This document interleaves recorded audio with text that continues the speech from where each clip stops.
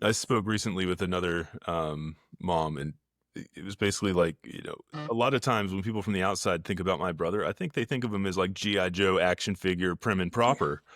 And that's just so far from the truth. Like, I know exactly who my brother was. He was the one that, was, farting in my grandfather's nursing home and blaming it on me. You know what Yeah. I mean? Like, he was hilarious.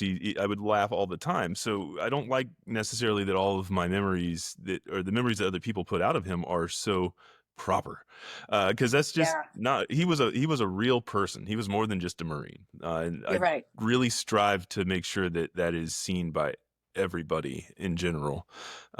Media does a really good job of just making them a number. I mean, it, it's tough. And obviously, I mean, there's exceptions to that rule, but the further we get away from it, it just feels less personal. And I want to make sure that their personalities are preserved for future generations. I'm Hmm. sure he's going to have nieces and nephews in the future that are going to want to know about him, Right. and they're going to want to listen to grandma tell that story, not somebody else. Yeah.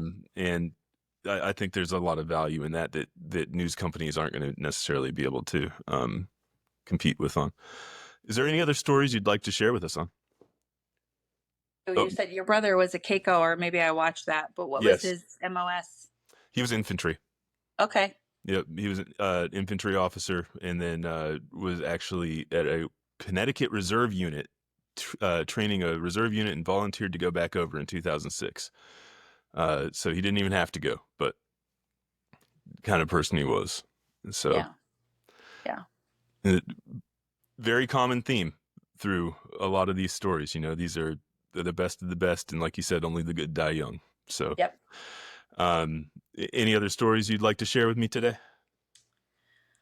Um, I feel like I could go on forever talking about Colin. You I know, understand that.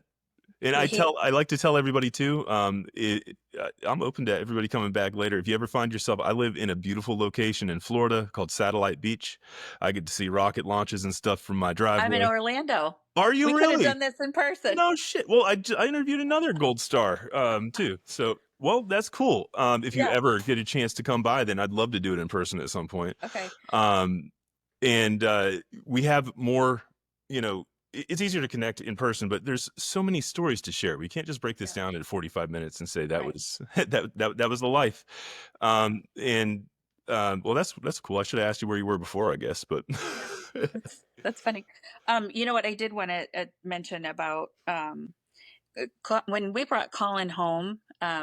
Home to us back then was to St. Louis, Mhm. and our whole city showed up for him to come home. Like he got off the plane, and there were helicopters circling over, and it was a big news story. And they shut down the highway, and the Patriot Guard, I mean, for miles, they were lined up.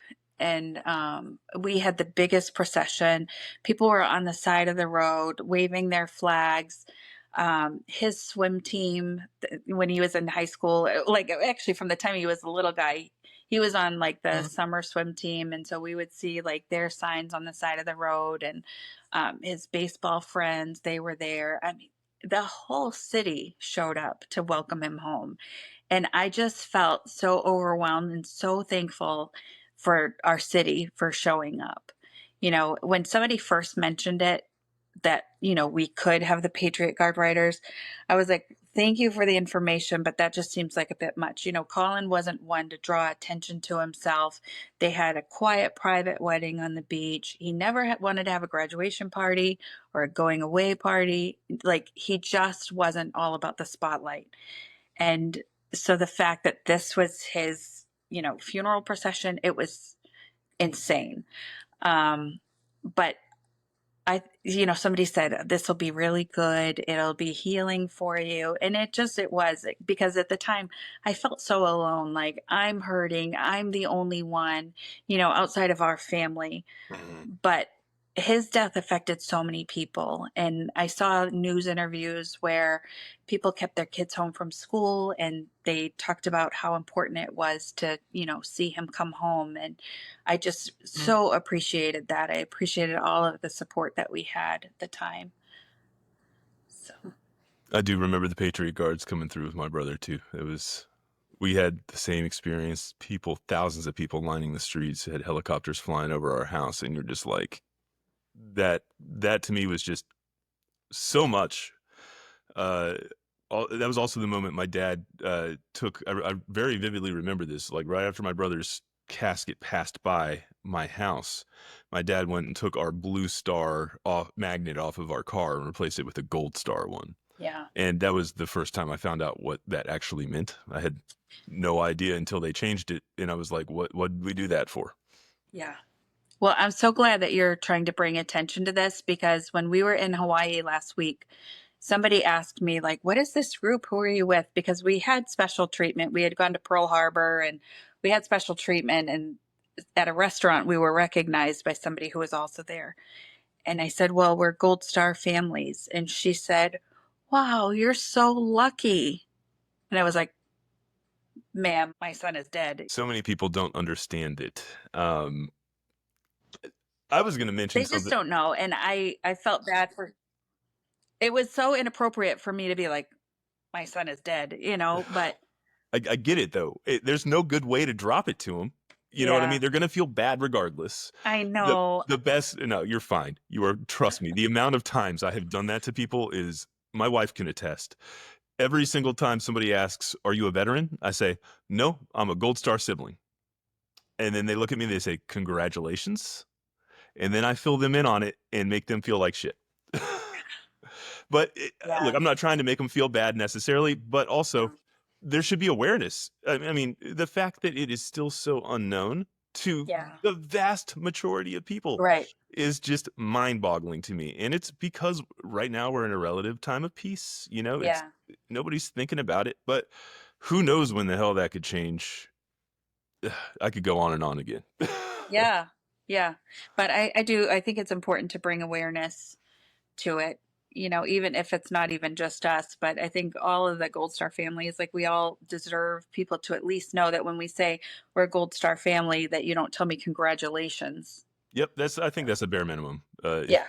If that's what we can get, I'll take that. Nicole, thank you for your honesty, your strength, and for giving us a glimpse into the world that so many never see. What you shared today is the exact reason we do this podcast, not just for awareness, but for accountability, connection, and remembrance.